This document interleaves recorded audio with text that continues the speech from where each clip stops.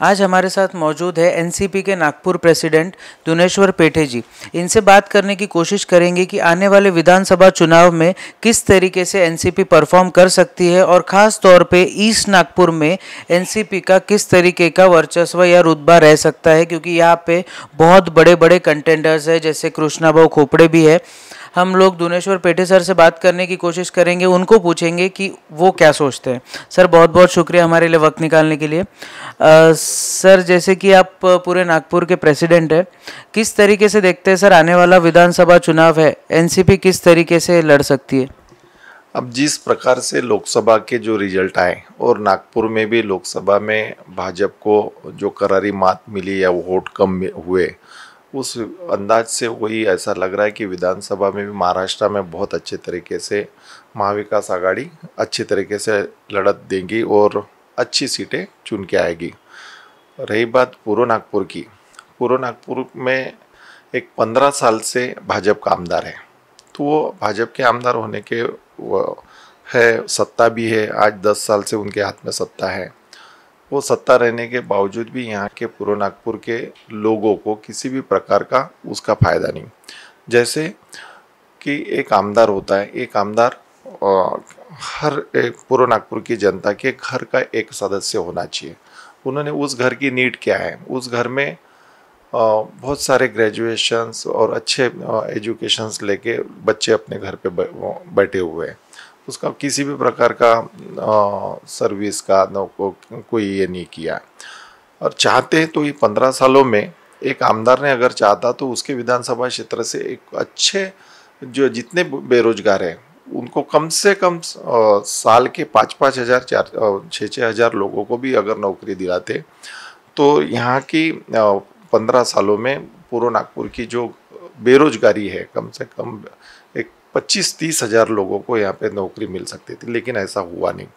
विकास देखें तो विकास भी किसी भी प्रकार का जनता के हित का नहीं है। जो यहाँ पे फ्लाईओवर बने, वो फ्लाईओवर से किसी भी प्रकार का उनको लोगों को फायदा नहीं है। फ्लाईओवर से ज़्यादा लोगों की बहुत सारी ज़रूरतें थी। यहाँ पे अच्छा एजुकेशन इंस्टीट्यूशंस होना चाहिए था, जो कि एक अभी भाजपा के नेता बोलते हैं कि हमने वो सिम्बोसिस लाया, लेकिन इस सिम्बोसिस का क्या फ़ायदा है आम जनता को? किसी भी प्रकार के यहाँ के बच्चे वहाँ पे पढ़ भी नहीं रहे और फीस इतनी बड़ी है कि वहाँ पे बड़े लोगों के लिए, जो गरीब तबके के लोग हैं, उनके लिए कुछ अच्छा एजुकेशन चाहिए था। तो सरकारी कॉलेजेस अगर होते तो शायद उनसे फ़ायदा होता था। ये फ्लाईओवर बनाने से अच्छे एजुकेशन इंस्टीट्यूट हो जाते थे, अच्छे हेल्थ वाइज हॉस्पिटल हो जाते थे, बहुत सारी यहाँ पे ज़रूरतें थी। एक आउटर के भाग में पार्ट में भी विकास बहुत सब हुआ नहीं है। वहाँ पे अभी भी देखे जाएंगे तो ये डंपिंग यार्ड के इशू जैसे कि वैसे बने हुए हैं। पानी 24/7 2012 में करेंगे करके महानगर पालिका ने बताया, लेकिन वो भी नहीं हुआ। ऐसे बहुत सारे विषय है कि जो जनता उनसे त्रस्त है। सिर्फ हिंदू बोल के वोट लेना और फिर अपने 5 साल अपने घर में बैठना, ऐसा ही भाजपा का कार्य यहाँ के आमदारों का कार्यकाल रहा है। तो आने वाले समय में यहाँ के नागरिकों की जो डिमांड है, जो जनता को जो चाहिए, वो राष्ट्रवादी कांग्रेस पार्टी देने का काम करेंगी। यहाँ के बेरोजगार जो भाई है उनको रोजगार दिलाने का काम, सरकारी भले नौकरियाँ नहीं हो, लेकिन कहीं ना कहीं यहाँ पे जो इंडस्ट्रीज़ है वो इंडस्ट्रीज़ को लाके उनको अच्छे बड़े पैमाने में उन लोगों को अपन रोजगार दिला सकते थे। लेकिन किसी भी प्रकार का यहाँ के स्थानीय आमदार ने ऐसी कोई व्यवस्था नहीं की। तो हम आने वाले समय में ऐसी व्यवस्था करेंगे कि पूर्व नागपुर के हर साल कम से कम 10,000 बच्चों को एजुकेशन तो बहुत अच्छा मिलना ही चाहिए, वो तो करेंगे ही करेंगे। दूसरा, रोजगार दिलाने का काम करेंगे, चाहे वो गवर्नमेंट सेक्टर हो चाहे वो प्राइवेट सेक्टर हो। तो और यहाँ की जो आम जनता का जो रेगुलर की डिमांड है, पानी यहाँ पे 24 घंटा मिलना चाहिए, टैक्सेशंस बढ़ गए लेकिन पानी नहीं मिलता, ये सारी अनइक्वलिटी जो है वो अनइक्वलिटी वो ख़त्म करने का काम आने वाले समय में करेंगे। सर, जैसे कि अभी हाल ही में आपने एक आंदोलन किया था, उसके चलते आपको जो सत्ताधारी पक्ष है उन्होंने जेल में डाल दिया था। तो आपको क्या लगता है सर, इस सरकार के सामने कोई भी अगर आवाज़ उठाता है या कोई भी अपोजिशन अपना काम कर रहा है, तो ये सरकार उनको ठीक तरीके से काम नहीं करने देती है? ऐसा है कि यहाँ पे तो अभी आप देख रहे पूरे महाराष्ट्र में भी आवाज़ दबाने का काम हो रहा है, लेकिन ये जो समस्या थी उस दिन की, एक महिला, गरीब महिला जिसका 2 साल का बच्चा था, उसका एक्सीडेंट में डेथ हो गई। आज हमारी यही राष्ट्रवादी कांग्रेस पार्टी की इतनी सी डिमांड थी कि जिनके वजह से, जिन कॉन्ट्रैक्टर के वजह से, जिन महारेल के अधिकारियों के वजह से जो महिला का एक्सीडेंट हुआ, उस महिला को न्याय मिले। अब न्याय भी मांगने जाए तो यहाँ पे जेल में डाला जाता है, ये अच्छी व्यवस्था नहीं है। लेकिन ये लोग कितना भी पुलिस प्रशासन की मदद लेके भी काम करेंगे, लेकिन आम जनता तो वो चाहती है उनके काम होना चाहिए। लेकिन अगर ये उनकी आवाज़ दबाने से, हम जैसे को जेल में डालने से कोई उससे ज़्यादा कोई फर्क नहीं पड़ेगा। लेकिन आने वाले समय में, आने वाले विधानसभा में आम जनता उनको अच्छे तरीके से सबक सिखाएगी। सर, एक आखिरी सवाल आपसे पूछना चाहूँगा। आने वाला विधानसभा चुनाव, पिछले टाइम में हमने देखा है कि एनसीपी ने बहुत सारा उतार चढ़ाव देखा है, सत्ता पर भी स्थापित हुए थे, फिर वहाँ से पार्टी टूटना, बहुत सी चीज़ें एनसीपी ने कम ज़्यादा ऊपर चढ़ाव सब देख लिया।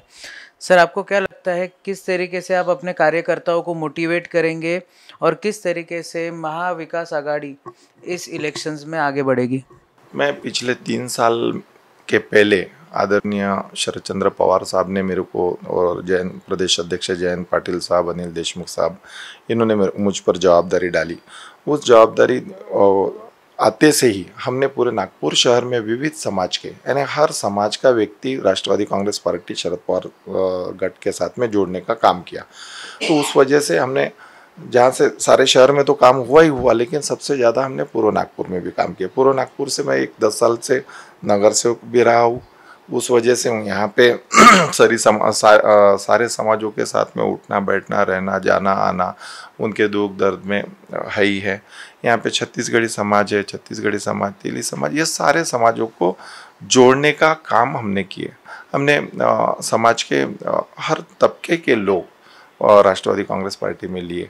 उस वजह से ऐसा लगता है कि आने वाले समय में अगर राष्ट्रवादी कांग्रेस पार्टी को ये टिकट आती है तो हम अच्छे तरीके से चुनाव लड़ेंगे, और जनता का आशीर्वाद रहा तो हम लोग वो सीट अच्छे तरीके से चुन के भी लाएंगे। बहुत बहुत शुक्रिया सर। तो ये थे नागपुर एनसीपी प्रेसिडेंट दुनेश्वर पेठे सर। बहुत कॉन्फिडेंट नज़र आ रहे हैं नागपुर को लेकर, यहाँ तक कि महाराष्ट्र को लेकर, आने वाले विधानसभा चुनाव को लेकर।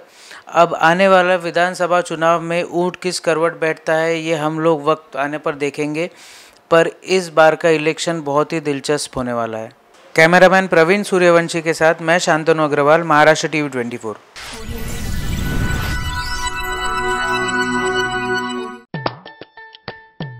मानवी मनोरा रचण्यासाठी लागतं उत्कृष्ट व्यवस्थापन, नियमांचं पालन आणि उत्तम संतुलन, अन्यथा अपघात होऊ शकतो।